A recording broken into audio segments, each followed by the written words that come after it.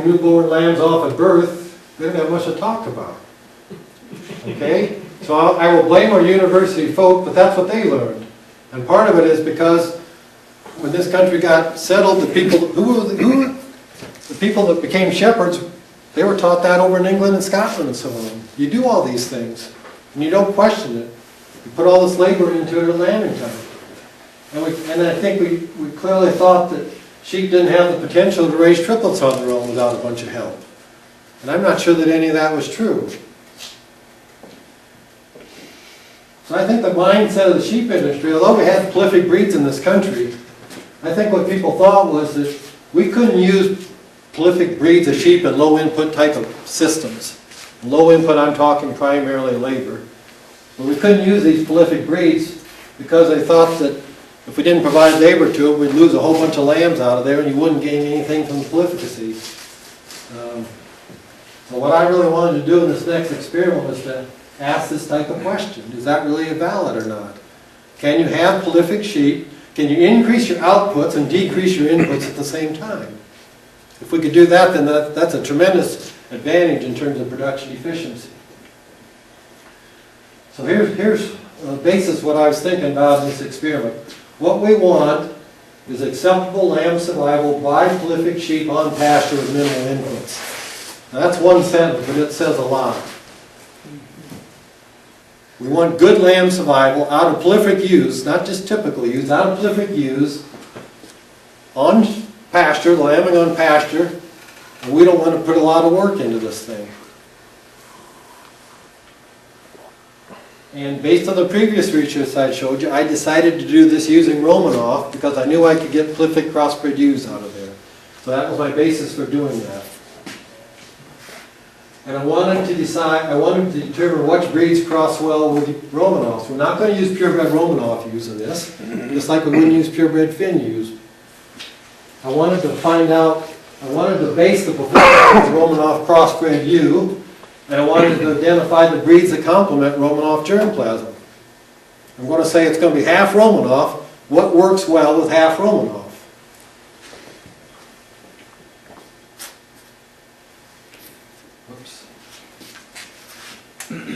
So here's the key to this. Eventually I realized, I think, what the real question was. Because they're half Romanoff, what we're looking for in complementing that is something that balances prolificacy and maternal ability. Okay? A half Romanoff ewe is going to produce a lot of lambs. The key is, can you keep them alive in this system? So what kind of breed do you need to cross with a Romanoff so that the crossbred performs well? It isn't a matter of just taking the two breeds that perform best as purebreds and putting them together. That doesn't work. It's asking which two breeds, when they're crossed, are very productive. So I want to balance prolificacy and maternability in a way that would get acceptable lamb survival. You can get these things out of balance really easy. You can have a breed that has a very high prolificacy, and if you've got low maternal ability, what are you going to get? You're going to get a bunch of dead lambs, right? So that doesn't work. And you can go exactly the other way around. You can have a breed that has really good maternal ability, but it doesn't produce many lambs. You might get high survival, but you're not marketing many lambs out. So that doesn't do you any good either.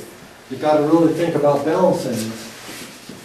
So what I did was I took rams of 5 different breeds and made them to Romanoff ewes. And I chose the Rambouillet as a good representative wool breed that does well under kind of arid conditions. The Dorset is a wool breed, fit more for the farm flock states. And then we also evaluated 3 different hair breeds of sheep. So we have the Dorper and the White Dorper that came in from South Africa in the mid-90s. Then we have the Katahdin, which is a hair breed of sheep developed in Maine, here in the U.S. The White Dorper and the Dorper had been considered as one breed previously. There wasn't any data to compare those to one another.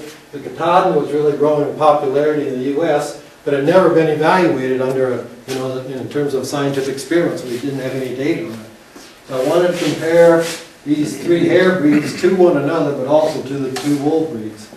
So we purchased rams from the industry and made it into Romanoff ewes. And then the other part of this experiment was I wanted to evaluate those crossbred ewes in 2 different types of production systems. I wanted to evaluate them in I call it a high input system, a very typical production system. This might not differ too much from the types of things that you do. But in this system, we bred the crossbred ewes in October, so they lambed in March. We provided feed to them, so we harvest feed, we haul it to the barn, feed the sheep in the barn, provided assistance at lambing time, we dipped navels, put the newborn, put the ewe and her lambs into jugs. We decided to limit the ewes to rearing twins, so we have a nursery. We put the extra lambs in the nursery. We provide treat feed to them. And for the sake of this experiment, we weighed those lambs at birth, when we weaned them at 8 weeks of age, and also at 12 and 24 weeks. We used a wand to read the IDs on them. And then we had a low input system. In the low input system, we bred the ewes in December, and they landed on pasture in May. Okay. All that we did in that pasture lambing system was go out once a day in a four-wheeler and put the tags in the lamb's ear and walk away from it. So we knew we read the ID in the ewe, we knew what ewe lamb, that she gave birth to this many lambs. We put the tags in the lamb's ear and we walked away.